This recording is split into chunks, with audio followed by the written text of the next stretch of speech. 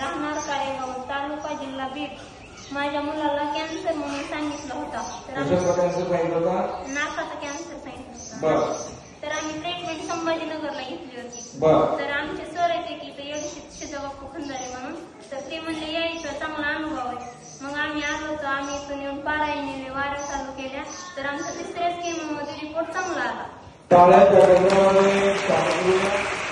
काही सांगते, माझ्या मुलाला कॅन्सर होता, इथला आशीर्वाद घेतला आणि तिसऱ्या वारीतच त्यांचा कॅन्सर नीट झालाय. हा त्यांचा अनुभव आहे. टाळ्याच्या गजरात त्यांचं स्वागत करूया.